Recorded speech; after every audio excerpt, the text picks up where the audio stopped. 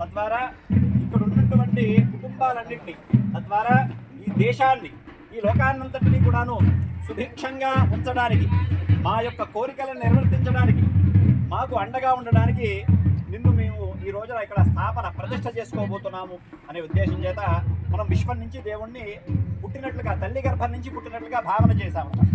పుట్టినటువంటి శిశువుకి అంతా కూడాను పెద్దవాళ్ళు ఏం చూస్తారు, ఏడుస్తుందా లేదా, లేకపోతే కాళ్ళు చేతులు ఆడుతున్నాయా లేదా అనేటువంటివి మంత్రసానులు చూస్తూ ఉంటారు, పిల్ల జాగ్రత్తగా ఉందా లేదా.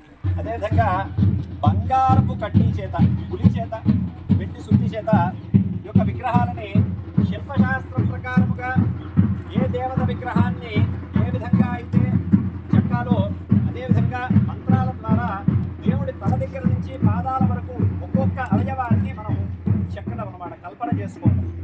దీన్ని లయాంగ కల్పనం అంటారు. తర్వాత ఇప్పుడు ఈ విగ్రహానికి దైవత్వం రావాలి. మొన్నటి వరకు ఈ రాయి శిల అంటారు. శిలని చెక్కడం ద్వారా శిల్పంగా అయింది. ఇప్పుడు ఇది శిల్పం. పీఠాల మీద అభిషేకం చేసినట్లయితే విగ్రహానికి ఉన్నటువంటి మాలిన్య దోషాలు, ఇందాక చెప్పుకున్నట్లుగా శిలని శిల్పం చేసేటువంటి క్రమంలో ఒక శిల్పి ఆ శిల మీద ఎక్కి కూర్చుంటాడు.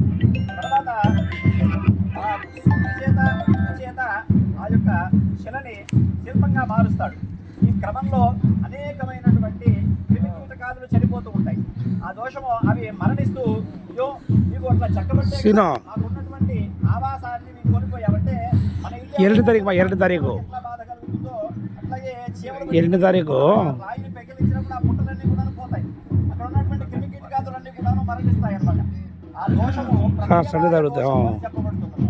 ఈ దోషము ఆ శిలకి 2 తారీఖు అనంతపూర్ టు ఆనంద్పూర్, ఆనంద్పూర్లో గుంతకల్ మడల్, వేడి ఉంటుందన్నమాట. అంటే ఆనంద్పూర్ టు బెంగళూరు, గుంతకల్ టు బెంగళూరు, గుంతకల్ మాడు, ఆ శిల మీద ఉన్నటువంటి పెంచులు ఒక్కొక్కటిగా ಗುಂತ್ಕಲ್ ಟು ಬೆಂಗಳೂರು ಟಿಕೆಟ್ ಮಗ 2 ತಾರೀಕು ಮಗ 3 ಗಂಟೆ ಮೇಲೆ ಇರಬೇಕು. 3 ಗಂಟೆ ಮೇಲೆ ಮಧ್ಯಾಹ್ನ 3 ಗಂಟೆ ಮೇಲೆ ಇರಬೇಕು.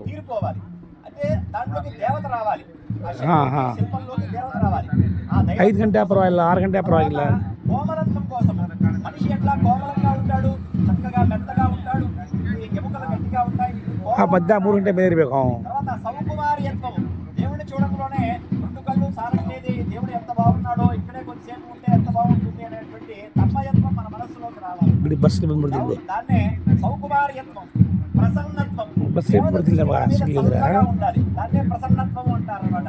ప్రసన్న దృష్టి కోసమే ఇప్పుడు పంచగవ్యాలు, ఆవు నుంచి వచ్చినటువంటి ఆవు పేడ, ఆవు మూత్రము, ఆవు పాలు, ఆవు పెరుగు, ఆవు నెయ్యి, తర్వాత పంచామృతాలు అయినటువంటి ఆవు పాలు, పెరుగు, తేనె, నెయ్యి, పంచదార, దాంతో పాటుగా పంచ కషాయాలు అని పిలబడేటువంటి 5 చెట్టు బెరళ్ళ దగ్గర నుంచి తీసుకొచ్చినటువంటి ఆ బెరడుతో నింపినటువంటి నీళ్లు, తర్వాత వీటిని పురిటి శుద్ధి స్నానం, అంటే బిడ్డ పుట్టిన తర్వాత 11వ నాడు స్నానం చేయిస్తారు కదా, అదేవిధంగా ఇప్పుడు బిడ్డ పుట్టిందనమాట. ఈ బిడ్డకి వావిలాకు చేత, వేపాకు చేత, నిమ్మాకు చేత, తర్వాత మారేడాకుల చేత ఆ నీళ్ళని చక్కగా కాచి మనం స్నానం చేయిస్తున్నాం అనేటువంటి భావంతో ఇప్పుడు మీరే స్వయముగా ఈ దేవతలకి ఈ అధివాసాలు చేయటం అనమాట. హర నమః పార్వతీపతయే హర హర